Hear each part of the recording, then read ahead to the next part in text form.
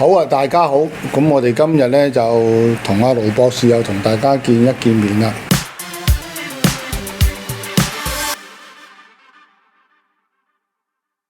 咁樣我哋咧就第一張 PowerPoint 咧就睇一睇啦。咁我哋就講交代翻呢個超度英靈嘅一個活動。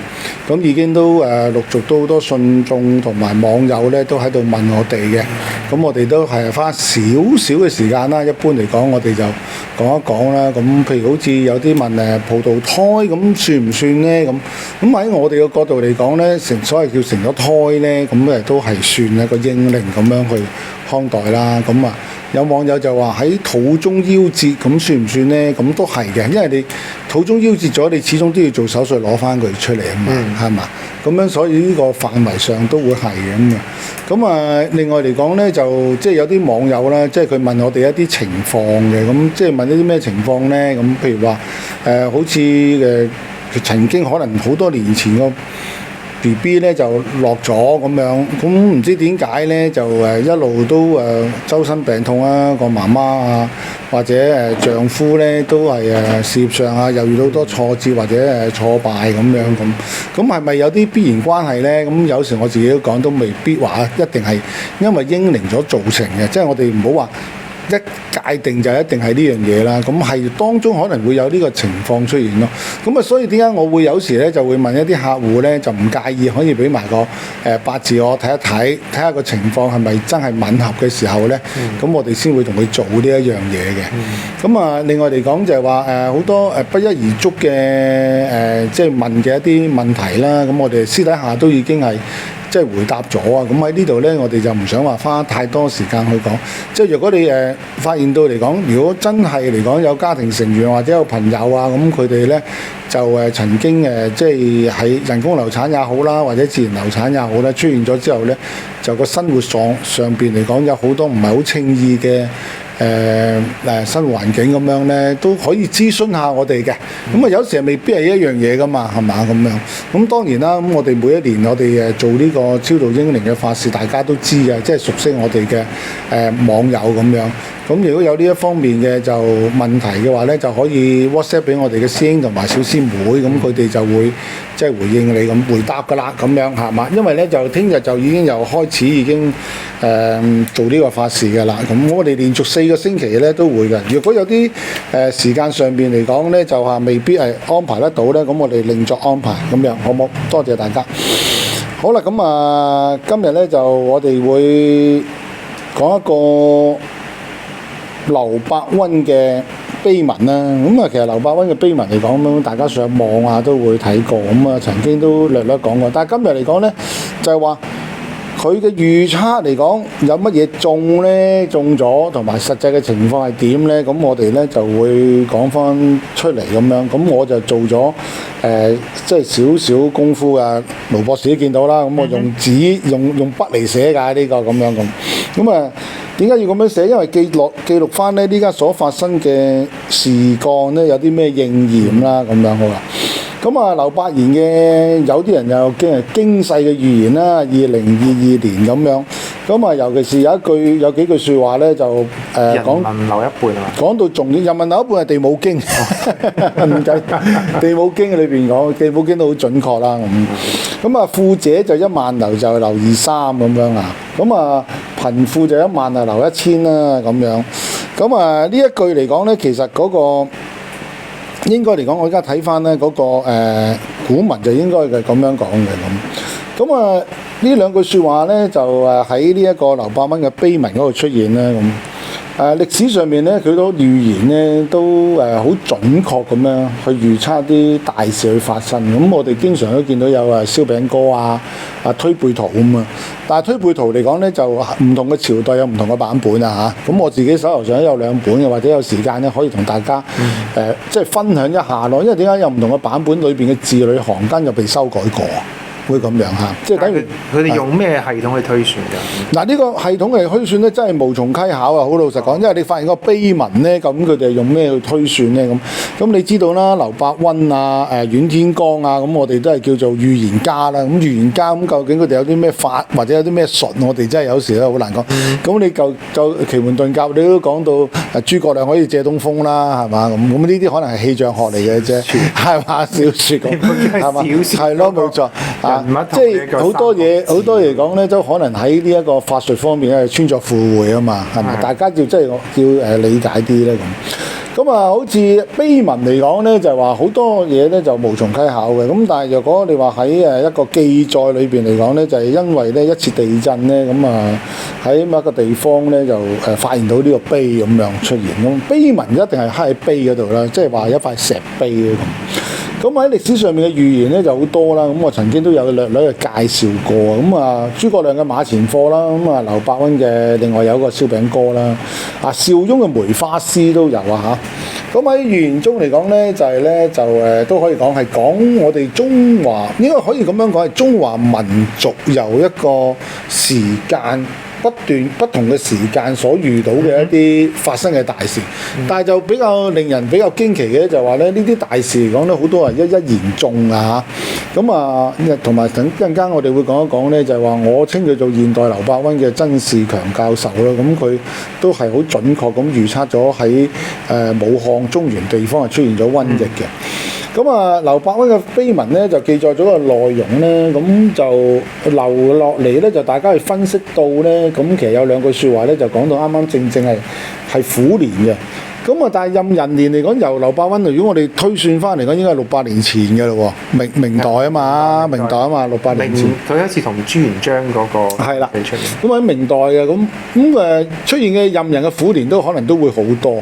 咁啊，但係正嚟講，會唔會喺600年內出現嘅壬寅年都會有瘟疫咧？咁但係可能歷史上面未必有記載。但係我哋今時今日係親眼見到啊嘛。咁所以嚟講咧，就係都可以咁樣講，就係話嘅劉伯溫嘅呢個碑文所預言嘅大事嚟講係，我哋只可以講係不謀而合啦。咁啊，具體嘅內容嚟講咧，就因為咧就被發現咗之後，好多人咧就去解讀一下，咁佢究竟個預言嚟講咧，究竟同埋未來嘅方向發展，我哋就係話，好啦，當你睇個盤都係嘅，咁你講人哋之前嘅嘢好準，咁即係話有機會你所講人哋未來嘅嘢都好準啦。咁我哋係咪咁樣，即係可以咁樣講？咁啊，其實第一段嘅碑文咧，咁啊略咁樣講幾句啦。咁因為都好長嚇。咁佢話天有眼，地有眼，人人都有一雙眼。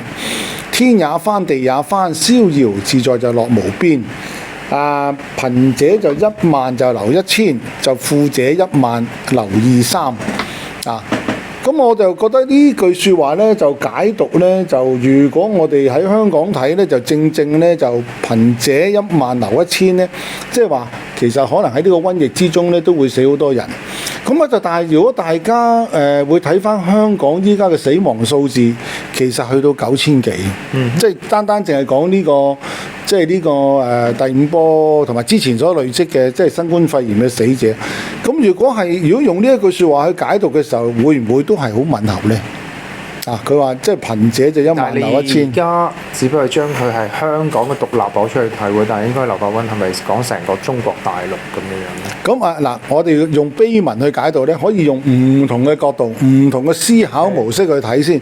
咁但係我就覺得嚟講，因為我身為香港嘛，咁啊正我睇到香港依家俾我哋嘅數字同呢一句貧者10000留1000就即係好相合、好相似喎。咁係咪個死嘅都係貧者咧？咁啊未必，咁啊即係可以有一種即係統稱啦。富者10000留23咁樣，咩叫富者10000留23？喂，如果你講真，由舊年開始移民去咗外邊嘅人嚟講，咁佢哋都叫中產啦，係咪應該改為中產10000留23咧？咁樣係嘛？即係呢個真係講緊係即係如果用我依家現代嘅角度去睇個思維嚟講，根本上就係切。係同依家香港嘅狀況係90%係相當之吻合嘅，即係呢個預言係咪先？咁你唔可以話佢本來係預言中國嗱，因為點解咧？我話俾你知啊，盧博士咧，因為佢嘅預言咧，另外仲有2句説話係可以去解讀你所講嘅嘢嘅。咁我咧就將佢咧就前面嗰兩句使咩解㗎？天有眼，地有眼，天有眼，地有眼，即係話你唔好做壞事咧，個天睇得到噶嘛。呢啲我都話抽翻佢出嚟講啊嘛。嗱，因為點解咧？佢其中咧就有兩句説話咧係講到係滬港啊。滬港喎，滬港嚟講廣東咪即係講香港咯，香港有份噶嘛。咁我睇下先，我抄翻佢嗰兩句，因為我寫得好亂啦，你見到，即係佢其中有兩句説話嚟講，就係講呢個兩湖，即係講兩湖同埋廣東省噶嘛。咁所以嚟講咧，呢個正正咧，亦都係切入咗香港個地方，呢個地方咧係即係叫做我哋話叫做即係走唔甩嘅。咁你俾我個程序繼續講落去先啦，咁樣係咪？咁啊大家可以抄翻，因為咧我就唔想將成段碑文好長啊。咁我就係話抽咗啲佢係講得係比較上好接近嘅，我哋咁講。你能夠香港人能夠代入啦，係咪咁講？我哋唔可以話完全去代入咯。咁其實嚟講，中國現在嘅環境都係相若㗎。咁你上海咧、北京咧、陝西咧有46個省市都係類似㗎嘛，係咪咁樣嚇？咁啊好啦，咁啊跟住嚟講咧就話貧富若不回心轉，看看死期在眼前。嗱，呢個有少少恐嚇性，我就唔係幾中意嘅。因為點解咧？即係話，如果你點樣唔回心去做翻啲好事嘅時候嚟講咧，就死期在眼前咧，咁就唔可以咁樣講嘅。因為點解咧？我哋可以講因為每一個地方都有好人，亦都有壞人咁啊。呢個係並立嘅。我哋經常都講係嘛，即係陰陽啦，我哋叫做對立咁啊。咁其實個碑文大意嚟講咧，就頭先你問到啦，咁啊一雙眼啦，咁啊天地都有一雙眼嘅，天地嗰對眼係我哋做咩嘅咧？監察人嘅道德行為，未必我知。或者係唔係你可以咁講，管理呢一個世間呢一個宇宙定。我哋成日都講天眼咧，其實天眼咧其實就係明辨是非嘅一雙眼嚇。咁而且嚟講咧，個天咧有時都可以話咧係對一啲壞人去做一啲懲罰嘅工作都會有。咁我即係成日都廣東人都會講，你唔好做咁多壞事啊！天有眼噶嘛，即係咁樣講。咁啊，劉伯溫喺個碑文裏邊第一句説話就係天有眼，地有眼，就係咁樣講啦，就係話人咧就唔好喺呢一個作惡多端啦。咁而且依家嚟講咧，我哋叫做末法時代啦。末法時代咧好多大災難都好得人驚嘅。你知道末法時代喺佛教裏邊講末法時，道教都有，即係嗰個末法時代呢個時間咧，就可能都會出現到好多大災難咁。咁啊，最主要嚟講咧，呢個大災難咧，正正喺呢幾年嚟講，我哋見到咧就係呢個肺炎啦。咁我哋喺中國一般都形容呢啲即係叫做瘟疫啦，係嘛？咁好啦，咁你話貧者1萬留1千咁樣嚟講咧，就係話即係1萬個窮人咧就會死9千嘅咁樣。咁啊，留下剩翻1000人。咁啊，你話1萬個富人咧，咁啊剩翻2-3個咁啊，咁你呢樣嘢係咪講？即係有好多人走咗啦，係咪先？咁啊，剩翻啲人喺度。定係其實唔係講人命，講財產啊。都可以咁樣講啦，係嘛？你中意點樣代入都得。你唔係任意代入啊！嗱，我又唔贊同你講話咩任意代入喎。咁我哋有時我哋嘅解籤也好，或者碑文也好啦，咁我哋要切入翻個現況去睇啊嘛，係嘛？咁嚟講，如果你自己覺得佢講得唔啱，咁你咪可以提出你另外一個角度去解釋咯。咁我正正嚟講，佢而家講個數字嚟講都幾吻合啊嘛，係咪先？嗱，依家咧我就梗係希望咧香港新冠肺炎而死嘅人9000幾就停止啦，唔好再嚟啦。咁亦都等佢講喎，即係1萬留1千啊嘛，咁啊9000幾咪差唔多，係咪？即係可以咁樣講？大家個期待嚟講，梗係唔希望太多人咧再因為新冠肺炎咧而喪命。因為舊年嗰個咩啊地冇嘅人民留一半嘛，個嚇到咧。咁啊，人民留一半嚟講咧，有時嚟講，我覺得碑文同埋數字嘅嘢嚟講，即係一個概略咯，係嘛？即係咁講，即係呢個嚟講，陣間我哋下一節我哋會講下咩叫做意象、物象同埋氣象嘅嘢咯，啊！咁啊好奇怪喎！咁啊原來咧韓國咧咁啊有個預言書咧叫做《格庵遺錄》喎，咁佢哋都講到末法時代嚟講咧，人類咧就因為瘟疫而醒覺嘅喎。嗱，呢本韓國嘅一本預言錄咧，咁啊可能咧就大家都有聽聞過㗎咁樣。咁而且嚟講呢本咁嘅《格庵遺錄》咧，佢裏邊咧就曾經提到一樣嘢咧，就係話佢好得意喎，佢唔係講瘟疫喎，佢話叫做古怪疾病，即係如果翻譯出嚟叫做古怪疾病。咁好啦，呢個古怪疾病嚟講，最終咧都會被毀滅嘅喎。咁但係佢就講好得意嘅，佢就唔係講咧就1萬咧就剩翻1000喎，佢就用10萬為單位喎。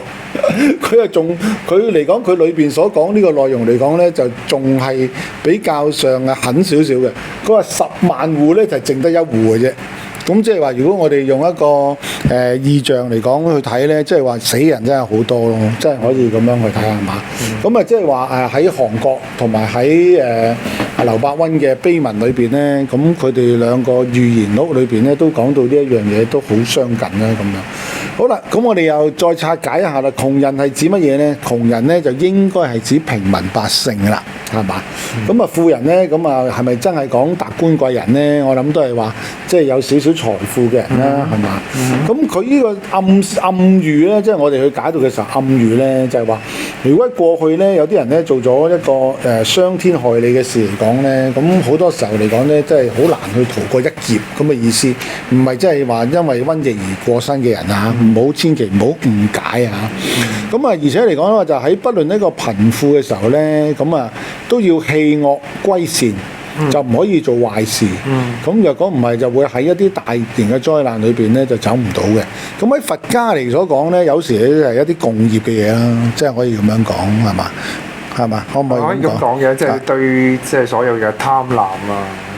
賺到盡啦！咁啊，因為今日我哋就唔係講佛方面講下呢個碑文咧。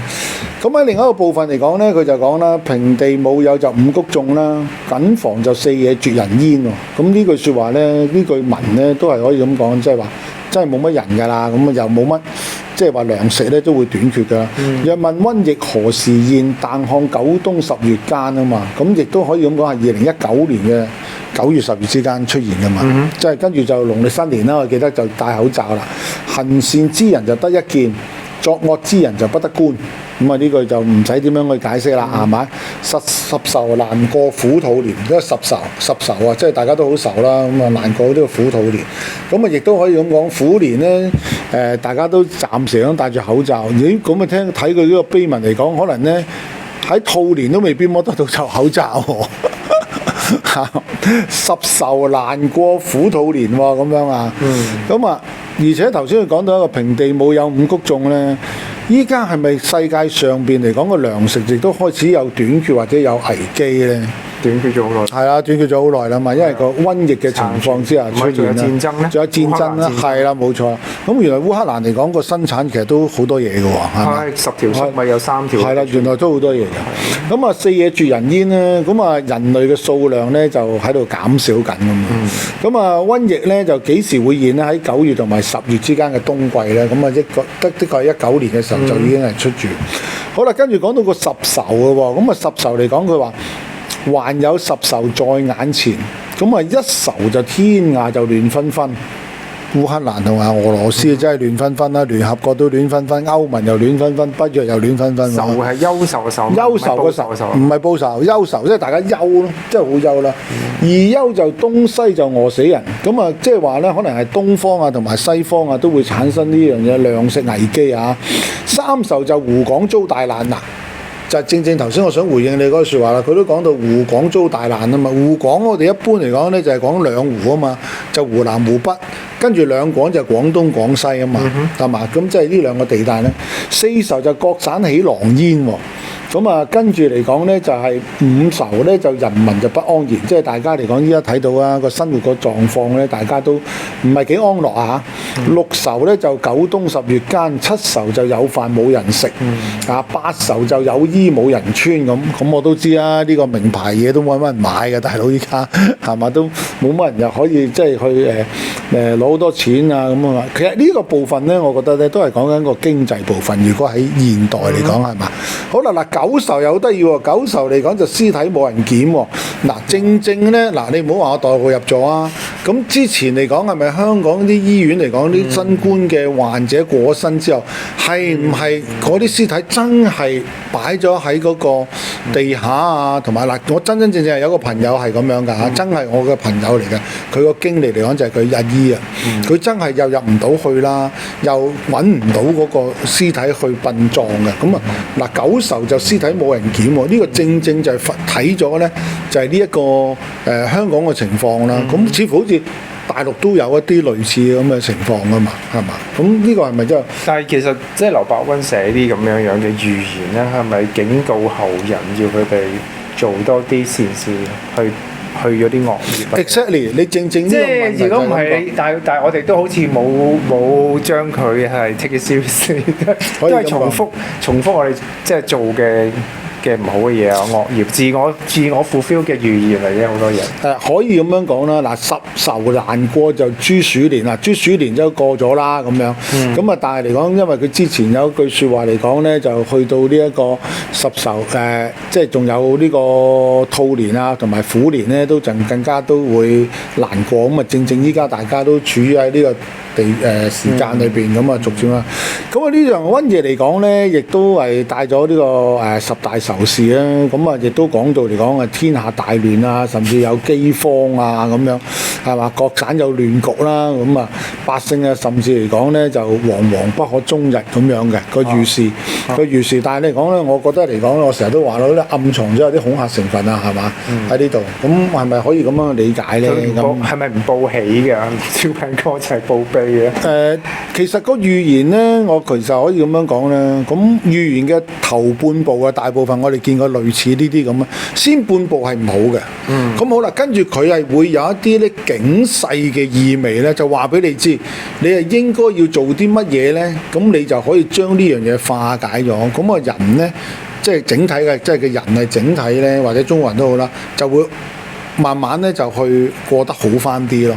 咁其實我哋都會咁樣講嘅，即係我哋經常都講陰陽啦，係咪？一陰一陽就為之道啦。咁其實呢個道嚟講，一路喺度轉，無論佢好與唔好，佢都係跟住個道而行噶嘛。咁唔好之後就會變好嘅，咁好之後又會唔好嘅，一定會有一個波動喺呢度。易經冇錯啦，咁啊有易經有3易啦。咁我哋今日唔係講易經啊，即係講翻個碑文先啦。嗰個碑文嚟講咧，最後嘅部分嚟講咧，都有啲警世嘅意味咯。我覺得就係咁，其實都係奉勸世人嚟講咧，就係話唔好做一啲作惡嘅事啊。若果唔係嘅天嚟講就會懲罰你啦，係嘛？咁跟住之後嚟講，你做翻啲善事，做翻嗰啲功德嚟講，咁啊大家就安和落嚟咯。即係都會係咁樣。好啦，最後一部分嚟講咧，佢話若果呢個過咗呢個大劫嘅年咧，咁樣就言世間嚟講咧，佢話才算世間不老仙啊！嗱，就係頭先正我所講啦，就係話如果過咗若得過了大劫年，才算世間不老仙啊嘛，就是同打鐵羅漢同打鐵羅漢難過7月初13，即係話如果咁樣講咧，壬寅年今年嘅農曆7月嚟講咧，都可能仲有一關要過喎。第6波啊嘛，可能都仲要啊。係咪最後㗎啦？咁我哋都唔敢講個最後啊！依家嚟講係嘛？唔敢講，我哋其實都唔會講第幾波。唔係你啲術數話到俾你聽，係一個延續嚟㗎嘛。咁我自己術數之前曾經都有出過街嚟講，就已經係4至5月嘅時候就緩和啦。咁啊，正係切合咗嗰陣時嘅。你係用易經卜㗎？我嗰陣時嚟講係用流年嘅紫微八字兩樣一齊探，同埋呢一個睇易經嘅。咁好啦，跟住就係除非善惡咧，就得保存，謹防人人難過關。關過就天翻就龍蛇年。咁即係話咧，去到香港嚟講，或者中國啊，或者世人咧，喺龍年嘅時間就真正咧就開始咧，就可能先恢復正常啦。咁樣，咁啊，跟住嚟講咧就。但係你覺得其實有冇真係警世嘅作用？多數啲大件事發生咗，你先攞翻嚟睇。原來咩？根本上就係直情係有警世意味就好重添啦。佢呢一個咁樣。好啦，跟住講一講個廣元寺嘅抄錄咧，佢曾經咁樣講話：千愁難過千愁難過啊，係屬於點樣咧？喺呢個壬寅年同埋呢個癸卯年咧，都仲係幾難過嘅。咁即係話2022年係壬寅同埋癸卯啊嘛。2022嚟講咧就虎年咧，去到龍年呢個期間嚟講咧，會有一個好大嘅轉變。嗱，依家講緊係廣元抄錄啊。咁呢段期間嚟講咧，每個人咧都比較難過啲嘅劫難咧。就遲咗一段時間啦，就慢慢會變好。咁如果大家有時都會睇下 YouTube 啦，其實都有好多香港好多玄學家咧，佢哋都係預測咧喺呢個龍年嘅時間就，因為點解啱啱咧就踏入咗呢一個我哋叫做九運啊。咁啊嗱，九運就係離卦，離卦就屬於火嘅。咁啊正嚟講，中國咧其實真係需要火嘅。咁啊需要火嘅時間嚟講咧，就可以暖身啦。咁啊幫呢個大地嘅土壤嚟講咧，就得以咧就再重新咁樣啊嘛。咁啊大家嚟講咧，睇下佢呢一個劉伯溫呢個唔係呢個，因為廣元抄錄嘅講法咧，究竟係啱唔啱啦咁樣。咁同時間嚟講咧，我哋亦都係睇到咧喺呢個壬寅年咧，有啲好多嘢係比較上反常嘅。咁喺頭3個月嘅時候嚟講咧，氣温咧係比較低嘅喎。咁而且嚟講咧，香港嘅感染啊，甚至喺中國內地咧感染嘅人數係破咗紀錄嘅，就好舒服嗰啲。係啦，咁啊，劉伯溫咧，其實咧喺呢個預言裏邊咧，就已經係有 warning 嘅喎。咁大家會唔會發覺到咧就好特別嘅？因為上個星期嚟講咧，就係香港1805年以嚟咧係最低温嘅2日。即係出現咗喺呢個4月尾係嘛？4月尾嘅期間。你覺得空少嚟嘅？係咪空少啊？你覺得？呢個嚟講係咪空少咧？咁但係嚟講，我哋見到呢一個壬寅年呢個年頭出現呢樣嘢咧，就未必一件好事嗰陣時候，即係點解咧？反常啊嘛。嗱，天氣反常嚟講，如果你西方嚟講，你有類似心理學嗰啲咧，就會影響人嘅情緒噶嘛。係咪有啲人癲咗㗎？舒服無端去打另一個國家嗰啲，咪傻咗嗰啲啊？可能係。咁你唔可以賴天氣。天氣影響你自己情緒。個情緒影響啊嘛。咁我哋個悲文嚟講，或者最後嚟講咧，咁就結束啦。咁啊勸告呢個世人嚟講咧，就係即係話要喺呢一個做多啲善事啦，咁樣咁啊做多啲功德啦，咁亦都唔好就係做好多，因為依家嚟講咧好多因為為咗經濟咧而破壞好多嘅一啲環境啦，呢個都好重要。咁其實呢樣嘢嚟講，我哋喺道門嚟講咧，即係呢種係叫做違背咗呢個宇宙嘅規律嘅，係嘛？咁同時間嚟講咧，食自助餐算唔算？係啊，你又唔好講到咁大違背宇宙規律。咁但係點解嚟講？點解近年嚟講咧，我都係有時我都會推廣呢個素食咧，就話唔好食咁多即係動物啦。咁啊，大家都知道啦。咁我曾經咧，好喺有1-2次我都講過啦，就話因為我自己咧就偏向咗中藥嘅。咁啊，中藥嚟講咧係好自然噶嘛，即係我哋都即係有啲人覺得自然療法當中咧都係蘊含咗中藥嘅即係部分喺度。因為點解咧？就唔用即係西藥嘅礦物係比較多嘅。所以化學藥物會比較多嘅，咁所以嚟講咧，喺未來嘅日子嚟講咧，可能咧人類如果希望冇咁多大嘅災難咧，可能咧就係話喺素食方面咧個取向咧係好啲啦，甚至嚟講咧就可能咧一啲自然嘅療法啦，即係包括中藥咧，就可以解決咗人類嘅好多部分啦，即係可以咁樣講，亦都可以理解到咧就係話喺一個宇宙嘅規律裏邊，天地人係共存噶嘛。咁如果你係將一個環境去破壞嚟講咧，我哋睇一句就係天有眼地有眼啊嘛。就係如果你做得一啲事嚟講，咁食咗一啲動物，咁而產生一種瘟疫，咁嚟講係嘛？跟住成個地球、成個世界嘅人類都受到感染嘅。咁呢一樣嘢嚟講，咪就係話違背咗我哋頭先經常都講違背咗德行咯，係嘛？所做嘅嘢，而且都係叫作惡㗎咁咯。咁好啦，咁我哋講到呢一度咧，就係話無論貧富嘅人咧，都會感染到呢個風險嘅。咁所以咧，呢個瘟疫嚟講咧，佢係好公平嘅喎。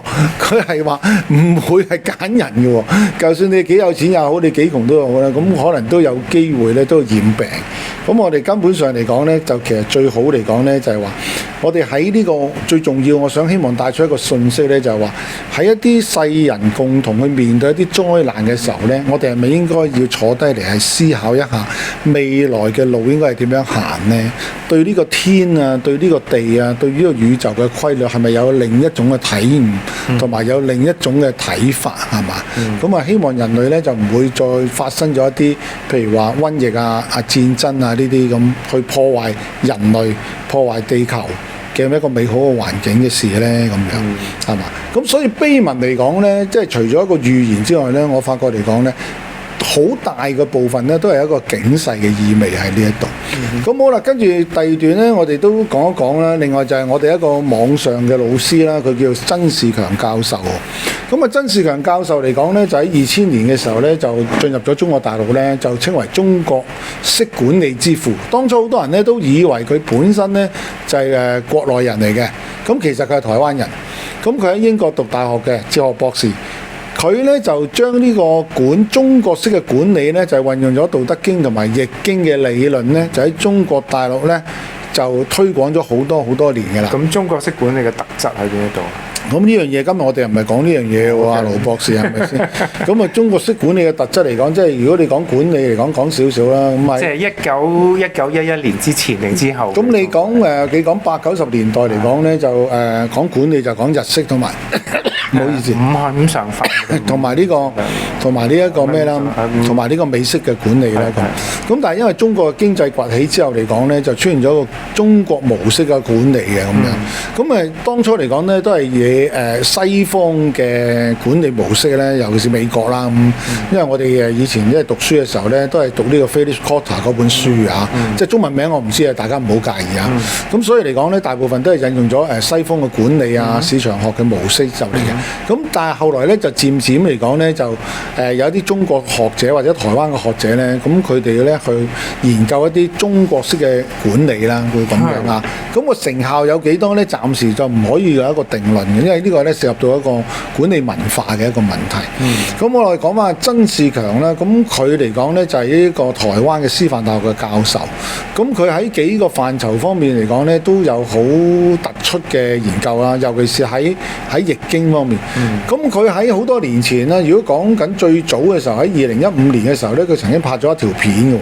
咁啊，嗰條片咧就竟然咧最近咧中國大陸裏邊咧都叫做瘋傳喎。點解咧？咁大家可以上網去搜尋㗎。咁亦都好多人咧就剪咗佢落嚟咧，就做評論嘅。咁因為咧增加咗好多嘅點擊率啊嘛。咁佢裏邊其中一個預言嚟講，2015年嘅時候咧，佢講到咧，將會喺未來5年之後咧，會有瘟疫喺中國嘅中原嘅地帶會產生。咁好啦，咁我亦都睇咗呢條片啦。咁呢條片係國內嘅咁一啲旁述咧，佢講咧，佢就揾中原嘅地方咧，正正係武漢呢個地方嚟嘅。但係呢位教授佢用咩術數系統去睇先？嗱，佢淨係講易經啫，佢能夠講依家嗱，我咧就嘗試喺易經去尋求呢個答案嘅，但係到依家都未揾得到。佢俾嘅資料咁少，你可以推到咁多嘢出嚟。佢真係唔講出嚟，但係佢嘅預言咧，你覺得佢會唔會係通靈通神啊？我就唔知喎，但係佢有玩氣功，我知嘅。佢有自己有一套氣功係好特別嘅。咁佢呢個氣功嚟講咧，都係有少少五行氣功嘅方式啊。佢係收太陽同埋收太陰嘅氣。即係你意思，其實呢位教授佢係有能力推到國運，但係推到國運嗰套術數好似係已經失傳咗。嗱，我哋呢個係咪屬於一種國運咧？我亦只係覺得一啲係大事件啦，未必係同國運有關係嘅。咁佢呢一個嚟講咧，就係話係國人嘅運有關係，應該即係可以咁樣講。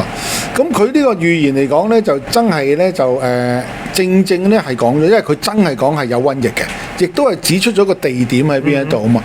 咁所以嚟講啊，大家唔好介意咧，我稱佢叫做現代劉伯溫啦。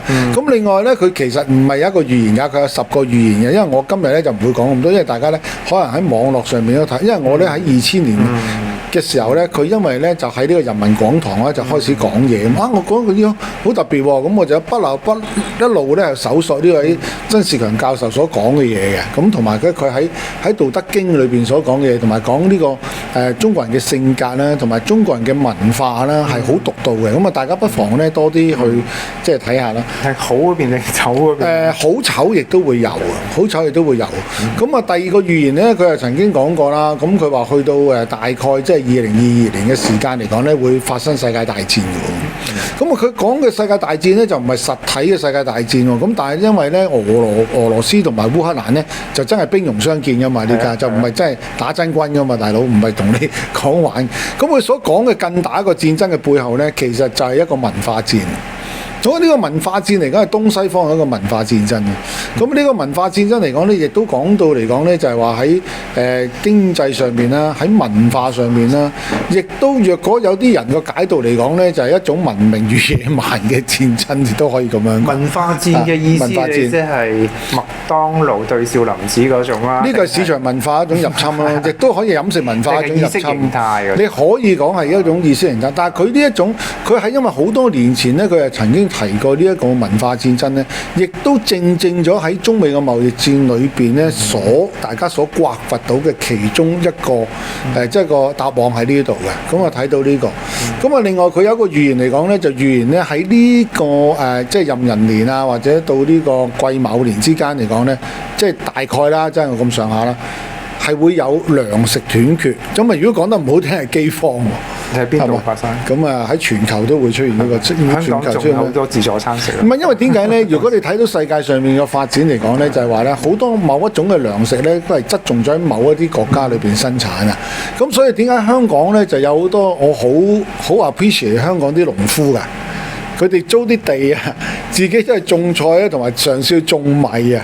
我真係好欣賞佢哋呢個諗法。唔係又養唔活。但係我覺得個背後意義係非常之重大咯，唔係淨係單止娛樂咯。我個睇法啊，我個體會係咁樣咯，係咪？